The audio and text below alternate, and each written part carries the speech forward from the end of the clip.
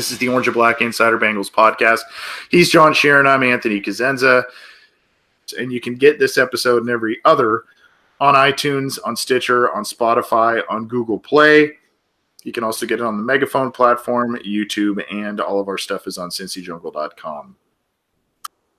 We've got a call coming in here, John, so we're going to try and get to this here. This is the Orange and Black Insider. Who's this? Hey, it's John from Kentucky. John. Good evening, gentlemen. John, how are you, sir? I'm doing great, man. I'm really excited about the Bengals draft. And, some people were kind of downing Drew Sample. And I thought, man, have you people watched the Bengals? When Andy Dalton has a healthy tight end, how he goes down the field against just about any defense. Now, Sample may not be as quick as Eifert, but if he could be healthy and get open sometimes, I mean, I think it's an excellent pick myself. Maybe not for the second round. I don't know. I'm not a draft expert, but I love the pick. And I'll tell you what, I'll even back up a little bit on Dre Kirkpatrick. Give him one chance, one season, see what he does under a different coach. And I was kind of switching gears there, but back to Sample again. I think it's a good pick. Anthony, what do you think? Well, we talked about Sample a little bit earlier in the program. Sample's a guy, right. I think there are pros and cons to the pick. I think for some, it depends. It really depends on what you look at. I think he is a play. I think the comparison for some is like a Jack Doyle I saw. There's a Vanette. Was it Nick Vanette, the Ohio State kid? I think, John, you may have put that out. Joe. On Twitter there. He's a guy that is comparable. He's a guy, look, I don't think he's ever going to be an outstanding player in terms of statistics. I don't think he's ever going to be a Pro Bowl player, which is what you want out of a second-round pick. But I think he's going to be a valuable role guy. I think he can use him and move him around in a lot of different spots. Like I said, I envision him in an H-back type of role at times. He's a goal line weapon, which is what the team needs to score touchdowns. They can't settle for field goals. They need to score points, which they struggled with, especially towards the end of the season last year. And like I said, and like you just said, John, this is a team that has had injuries at that spot. They had injuries at wide receiver last year, and it hurt them. They couldn't move the football, so they need weapons. And I think that is. I think some of the best football for Sample is coming. I don't think we've seen some of the best football in terms of stats and production based on some erratic quarterback play in college and him falling down the pecking order in terms of a passing option. So I don't think he's ever going to be a George Kittle. I don't think he's going to be some of these other guys, but I think he could be a movable piece that could be a decent contributor for this team. Well, you had an outstanding podcast the other day when you said nobody really gave a close enough look at the fact that the Bengals, the offense, was 3 and out too often. We kept bashing the defense, and we kept, bashing the coach. He'd been here too long, you name it. But one big issue, when Tyler Eifert went down, the Bengals, they started off 4-1, and the defense was getting turnovers, but the offense was going down the field. And what happens? What position? Tyler Eifert, not his fault. Love the guy. He's gone again. And the Bengals just don't move the football as well as they do with a good tight end on the field. Now, I'm not trying to make Drew Sample into something he's not, but so many times watching the NFL over the years, have I seen Gronkowski, Keith Miller, guys like that get their quarterback out of a jam. Mm-hmm. They're wide open 15 yards right down the middle of the field. And when Andy Dalton has his tight end, Eifert, he's open, he just goes right down the field against just about any defense that I've seen. Been watching Andy Dalton a lot of years. So, if I am the Bengals coaching staff, and here's a tight end, he's big, 255 pounds, it's the second. Yeah, I grab him. That's just me. I grab him quick.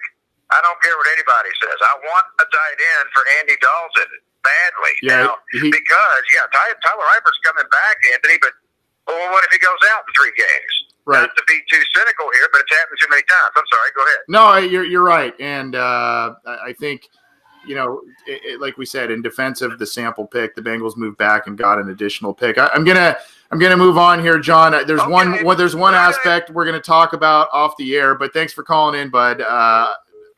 So the thing he's referring to when he said something I said after the draft analysis, John, and I wanted to get your take on it. My thing is, we bagged the defense, and rightfully so. Tackling was awful. They looked confused a lot of times last year. But I think what nobody talks about is, especially when the injuries started to hit, the offense kept going 3 and out, 3 and out, 3 and out, and putting the defense, even when they got the occasional stop, the team was rushed. The defense was rushed back out there, and disastrous results usually ensued. So I wanted to get your thoughts a little bit on that, if you think there's any kind of stock or weight on that type of stance. Sure, but I don't think Drew Sample himself is going to stop all those problems. No, I think a lot. I think a lot of that was an attribute to Bill Lazor's incompetence as a play caller, and also Andy Dalton's occasional incompetence as a quarterback when he's not surrounded by all-pro talent like a Tyler Eifert. But again, I like what Sample brings, but he's not a world beater at the position. And yeah, he wasn't that productive at Washington, but all the great tight ends in the last 20 years of the NFL have all been productive in college, and they don't really get that excuse with that. You'd like to think that he develops into a Heath Miller type player that can just be a nice underneath option on third down. But again, he still has to develop into that. And he's 23 years old. He's not exactly a spring chicken. He was a fourth or fifth year senior coming out of Washington. So there are things to like about Sample, but there's limitations that tell me that this is more of a guy that can replace what Tyler Kroft did, not necessarily what Tyler Eifert did. They don't have a guy that can replicate what you would lose if Tyler Eifert goes out for an injury. And if he does go out with an injury, it'll be interesting to see how this new staff compensates for that. We got a text, I believe it's from Nathan, 567 area code, with Zach Taylor as the new head coach in the offense he's bringing from LA, comparing the two receiving cores. Which role will our receivers play that the Rams did? For example, will John Ross be their Brandon Cooks, or is that an AJ Green role, or is it going to be different? That's a good question, because I think it's pretty obvious that Boyd would be Cup, because Cup was mainly in the slot, and not just a underneath guy, but also a guy that they had a lot of deep routes and a lot of vertical routes. And I think that's something that they can use Boyd a lot with too, because he's a pretty good route runner down the field.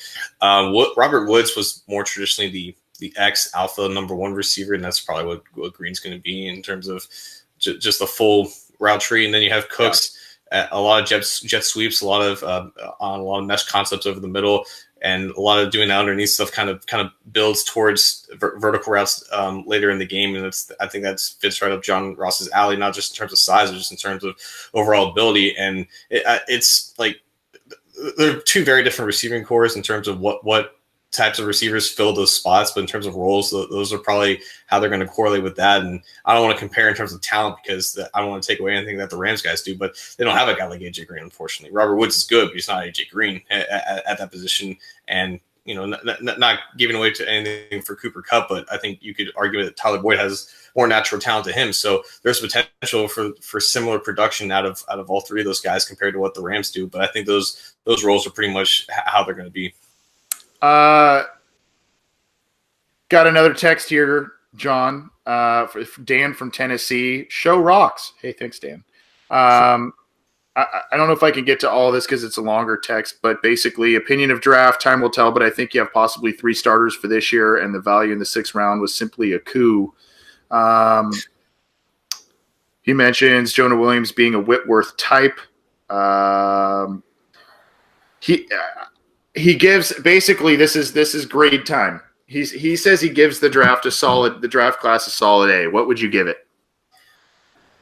Probably not an A, because if you want to compare it to all the other draft class, I think a lot of other teams took chances on players who could become more than just long-term starters. And unfortunately for the Bengals, long-term starters is probably the highest potential in terms of what the players that they took. But the first 3 picks, I think they can all become long-term starters, with more leaning towards Jonah and Pratt. Sample probably has some work to do to reach that level. And yeah, the sixth round had some tremendous value with both running backs. I like both of those guys in terms of where they were picked, what roles that they will fill. I think Deshaun Davis is good enough to push Hardy Nickerson off, so that obviously deserves an A grade for me for just that pick alone. But I probably wouldn't go as far as an A because I think you need guys that develop into high quality players down the road. I think B minus probably fits a little bit more. That's around the same as what I gave them for last year.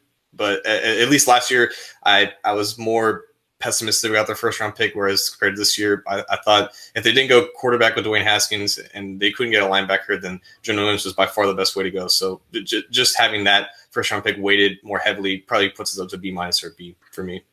B minus or B. Do you think Jonah Williams is the best offensive lineman in this draft? I think right now he's the best. I think there's a guy like an Andre Dillard that can develop into someone better just because he's more athletic, but he still has to get there. So like right now, Williams is above Dillard, and Williams will slowly progress up, whereas Dillard could go like this, but could also he could also not develop, and he was also on the older side. So right now, I think Williams is the best, and I think he has the best chance of being a positive contributor early. And I think he's like a blue chip stock, right? You can invest in him. You can just not worry about it. He's gonna be fine. Yeah, maybe a tiny bit lower ceiling, but a higher floor. Right. It seems like, if you want to use a cliche there. And this one came through from Spencer, a text here, and we'll maybe get out of here on this one. Observation / question about Germaine Pratt, who you mentioned as one of your favorites in this year's class. Edge is a hot item in the NFL, and the Bengals didn't really draft an edge. No, they didn't. Right. Which I know had to just irk you. They betrayed me. They had all this interest in edges, and they take one. Yeah. And by the way, our mock drafts got blown to hell. God. Edge is a hot item in the NFL. After watching Pratt's film, he lined up a lot, quote, on the edge. Is he more of a dual threat than just an outside linebacker? Well, he played middle linebacker, but he did rush the passer at times. He grabbed a couple of sacks. The Bengals, apparently, he's a guy that's going to be replacing, it seems, Vontaze Burfict on that weak side. They'll play Vigil and others on that other side. But do you see him kind of being a guy that can put his hand in the dirt and get into the passer, or is this going to be still a little bit more of a traditional linebacker for this team? That would be so incredibly Bengals if they drafted Carl Lawson just to make him a pseudo off-ball linebacker. To be like a hand of the turf pass rusher who's also a linebacker. Yeah, no, I don't think that's the case. It's not like we're slowly going to push Pratt towards the line of scrimmage. He started as a safety, started 1 year as a linebacker, and now we're going to put it at the edge. No, he's going to be. I think replacing Burfict is the best path for him as a weak side linebacker. Run and chase.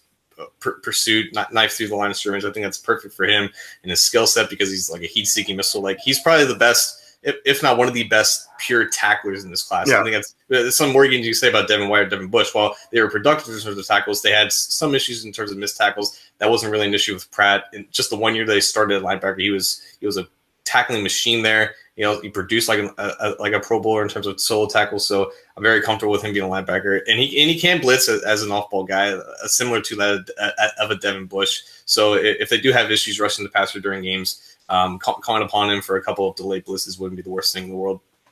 Yeah, and Pratt, obviously the Devons wowed everybody with their mid 4.4s, 40-yard dash, but hey, this kid's 6'2". 240, and I think he ran a sub 4.6. Yeah, 4.57. Yeah, so that's nothing to sneeze at. The fastest they have by far. Yeah, if not Malik Jefferson. Yeah. So that's nothing to sneeze at. The kid can move a little bit, and I think that's faster than Vigil. Vigil did his deal was the cone drills and all that kind of stuff where he excelled, but. In terms of speed, he's probably actually like you said, the fastest in terms of straight line speed that the Bengals have. I think it is a little worrisome that they drafted two guys who played in the middle as linebackers. I didn't really see a ton of outside rangy guys. I think you could probably get some stuff out of Devin Bush and Devin White in terms of moving them around. But the Bengals seem to be set with Preston Brown, Germaine Pratt, Nick Vigil. Maybe they grab another guy in free agency here on the cheap, a rental deal to round out the group. We'll see. I didn't give my grade on the last from the text. I believe it was from, who was it, Dan or whatnot. But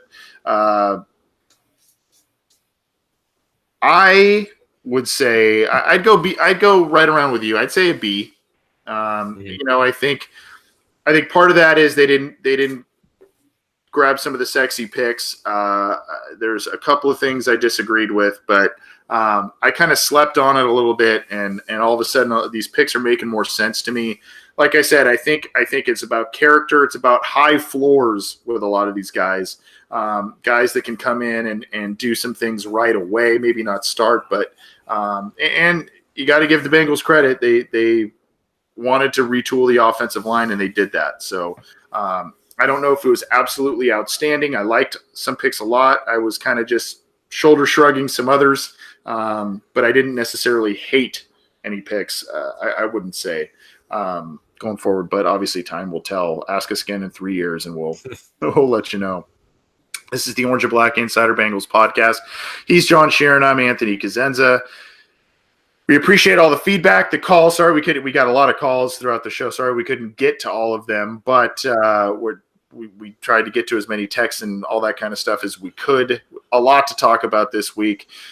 In case you missed it, we put up a lot of stuff on our audio feeds and our video feeds about reactions to most of the picks throughout the weekend, as well as a wrap-up of all of the picks. So check that stuff out after you check out this episode, of course. And you can get this episode and every other on iTunes, on Stitcher, on Spotify, on Google Play. You can also get it on the Megaphone platform, YouTube, and all of our stuff is on cincyjungle.com. Hope you enjoyed the draft weekend. Hope you enjoyed the coverage we brought you. Get the show how you can. John, thanks for everything, and we'll catch you next episode, my friend. See you guys next week. All right. This has been the Orange and Black Insider for John Sheeran. I'm Anthony Cosenza. We'll see you next time.